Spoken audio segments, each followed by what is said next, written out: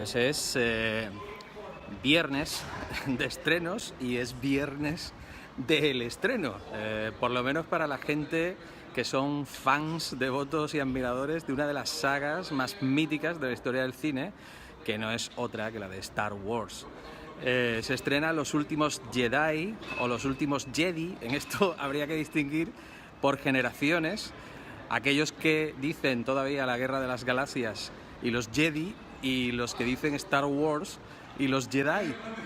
Yo me encuentro quizá en la primera opción por una cuestión meramente de edad y bueno, pero es lo de menos al fin y al cabo, porque bueno, estamos asistiendo a un acontecimiento cinematográfico, lo queramos o no, nos guste o no, tenga sus detractores o no. De hecho, yo acabo de salir de un pase en donde ha habido gente evidentemente vestida, disfrazada o con cosplay de la Guerra de las Galaxias. Me han dado un póster de la película al entrar. He venido con mi camiseta de la Academia Jedi, que aquí se puede ver. Y bueno, pues evidentemente estamos ante una película evento como lo son pues todas las de esta franquicia, desde que en el 79 al señor Lucas le diera por hacer esta historia. La peli en cuestión, que es de la que os tengo que hablar, está dirigida, a diferencia de la anterior, que lo estaba por JJ Abrams, está dirigida por el señor Johnson, que es un tipo muy interesante, autor, por ejemplo, de films como Looper, que era una reflexión bastante curiosa e interesante sobre los viajes en el tiempo, la ciencia ficción, aquella con Bruce Willis, que a mí me resultó extraordinariamente edificante. También había hecho una anterior mucho más modesta que se llamaba Brick. Y bueno, pues la han fichado para hacerse cargo de este gran crucero interestelar, que es una nueva parte de la Guerra de las Galaxias.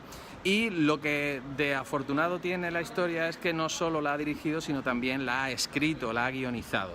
Y eso, pues bueno, siempre da esperanzas, que aunque estemos ante un producto Disney, y Disney amarra muy bien todas estas cuestiones, pues hemos de esperar que haya una cierta huella autoral, o que al menos las virtudes de este cine del señor Johnson pues permanezcan, no hayan sido excesivamente capadas por la gran productora, distribuidora, exhibidora y yo que sé cuán dueña de parques de atracciones de la Marvel, hace poco de la Fox, y que acabará pues por conquistar el mundo entero. Desde ese punto de vista, pues la película sí que es interesante, porque sí que este tipo pues sí que conserva, como digo, esa cierta huella autoral, y lo que yo destacaría sobre todo es una serie de escenas, de momentos, de secuencias que son extraordinariamente brillantes, muy emocionantes, además arropadas con la música maravillosa de John Williams. John Williams, por favor, no te mueras nunca, y que hacen que esas secuencias que ya conservan un gran poder desde el punto de vista iconográfico y desde el punto de vista cinematográfico sean remarcadas de modo absoluto, trayéndonos reminiscencias de temas clásicos de toda la saga, sobre todo de temas que fueron extraordinariamente protagonistas en la primera trilogía, y que hace que la emoción del fan, del seguidor o de aquel que se ha criado con estas películas, como es mi caso, no me considero un fan a ultranza de los que se conocen al dedillo todos y cada uno de los recónditos detalles de la franquicia, pero sí que me considero un seguidor de todo esto, pues como digo, a la gente como yo hace que disfrutemos extraordinariamente, sobre todo una secuencia que hay al principio con la que arranca la película, que es realmente muy chula. Yo tengo un Apple Watch que me avisa cuando mi corazón se acelera demasiado. curiosamente me ha avisado de que justo cuando terminaban esas secuencias me ha avisado de que mi corazón se ha acelerado en demasía viendo, como digo, ese arranque de película que es completamente brillante. Después la película pues se diluye un poquito, va un poco como a trompicones, tiene un desarrollo sierra en el sentido de que va manejando pues prácticamente 3 lugares como son la isla en donde está Luke, donde está la Resistencia en unas naves y la aventura de uno de los personajes para tratar de conseguir una cosa con la que se puedan salvar la Resistencia. Y bueno, ese deambular entre distintas escenas, sobre todo en la parte que transcurre en una especie de casino interestelar, para mí flojea extraordinariamente. Y la película es larga, tiene un metraje excesivamente alargado. Pero se compensa sobre todo por la fase final, por la parte final, que vuelve a gozar de unas imágenes muy poderosas, con mucha intención rodadas, muy emocionantes y que compensan, digamos, ese momento un poco valle que tiene la película, sobre todo a la mitad.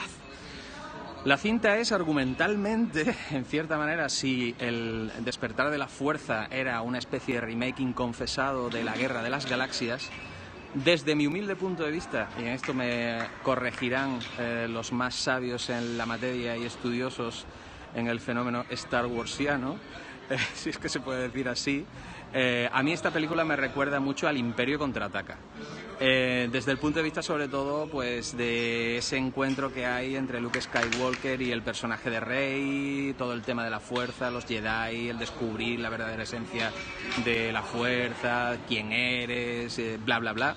Todo eso me recuerda muchísimo al Imperio Contraataca. Desde ese punto de vista Rian Johnson ha apostado también, como ya ocurriera en esa cinta anterior, la continuación de la Guerra de las Galaxias, pues ha apostado por la descripción de personajes, por las psicologías, sobre todo las psicologías de Kylo Ren y el del personaje de Rey, y su enfrentamiento, ese enfrentamiento bien-mal, esa dicotomía luz-oscuridad, y bueno, también trayendo un poco a colación, aunque esta reflexión sea un poco marciana, esa relación que existía entre Voldemort y Harry Potter, que se veían y que tenían flashes el uno del otro y que estaban unidos por una especie de algo invisible que hacían que tuvieran algo en común. Pues bueno, esa idea es en cierta manera retomada también en esta película y bueno, con esa relación un poco muy especial que existe entre Rey y el personaje de Kylo Ren. Otra nota a destacar es el humor. Es una cinta con un humor muy por encima de la media, que yo agradezco mucho porque se ceban con personajes muy cebables, como es el hijo de Brendan Gleeson, este coronel o este general o no sé qué graduación tiene, que es extraordinariamente hostiable. Además, una interpretación que hace el actor muy excesiva desde ya la anterior película esta, a mí no me gustaba en absoluto, y como aquí pues le maltratan de manera frecuente, y además se ríen de él en muchos momentos, pues hace que me lo pase muy bien. Pero no dejo de reconocer que hay veces que el humor se pasa un poquito de frenada. Y se toman un poco, o no se toman todo en serio, que algunos integristas de la saga querrían por ciertos elementos de ciertas cuestiones. Cuando la veáis, pues por ejemplo el primer encuentro que tiene Rey con Luke Skywalker, cuando le entrega el sable el sable láser, pues bueno, la reacción que tiene Luke Skywalker, por ejemplo, marca esa forma, ese estilo de humor que va a destilar la película a lo largo de todo su metraje. Y bueno, pues hay un montón también de bichitos, que estos se hacen pues para vender después, que todos son deliciosos, especialmente uno que hay en la isla esta donde está Luke Skywalker, que es completamente adorable y que tiene ojitos de gatito abandonado, y que bueno, robará el corazón de todos los niños y se venderán un montón de peluches, que es de lo que se trata también cuando uno hace una película de estas características, sobre todo si está la Disney detrás. El merchandising es extraordinariamente importante. Y, y bueno, los actores están pues correcta. El personaje de Poe, por ejemplo, tiene más predominancia en esta cinta. Yo creo que es un acierto. Jason Isaac, Jason Isaac no es otro Isaac. No recuerdo ahora mismo el nombre bien del actor. Pero está extraordinariamente bien y además tiene el perfil de héroe, en cierta manera heredero, aunque con muchas matizaciones de Han Solo. Y bueno, está muy bien en la película. La princesa Leia, bueno, da alguna cosica verla a la actriz, que sabéis que amochó hace relativamente poco, a ella está dedicada la película, aunque yo creo que Carrie Fisher estaba ahí por la pasta y bueno, paseaba su muy avejancada presencia por el set, pero tampoco es que se esforzara extraordinariamente en su interpretación. Sí que tiene un momento muy chulo, más o menos casi a la mitad, en donde bueno, hay un ataque y tal, y ella parece que, pero después tal, por no soltar spoilers, que sí que es emocionante. Y bueno, no sé qué más contaros de esta nueva entrega de Star Wars. El balance en general es positivo. Yo creo que es una película que se puede venir a ver. Porque sobre todo esos momentos brillantes compensan los momentos menos afortunados o más carentes de guión. En el fondo, la historia da poco de sí. Hay alguna sorpresa que yo no me veía venir, pero que supongo que cuando ya lo piensas, los seguidores de la saga pues sí se lo verían venir, porque es más o menos igual que algo que ocurría antes. Tampoco, insisto, quiero soltar excesivos spoilers, porque estas películas ya son lo suficientemente previsibles como para que uno no cuente demasiado sobre ellas. Pero el balance, como digo, es positivo, es recomendable, es emocionante sobre todo para la gente que nos gusta esta franquicia y bueno, recomiendo que vengáis a verla y que a continuación pues me pongáis a parir haciendo comentarios diciendo todas las inexactitudes y todas las cosas en las que mi comentario resulta equivocado. Desde este momento pido ya perdón, porque me confieso pues un seguidor de a pie, no un integrista del asunto. Así que bueno, todo esto es lo que os quería comentar. En cualquier caso, sí que es algo más satisfecho de lo que salían con las películas de George Lucas, la segunda trilogía esta que se inventó, absolutamente que era un videojuego elevado de categoría, unas películas que se han quedado antiguas, viejas y que bueno, nunca contentaron a nadie.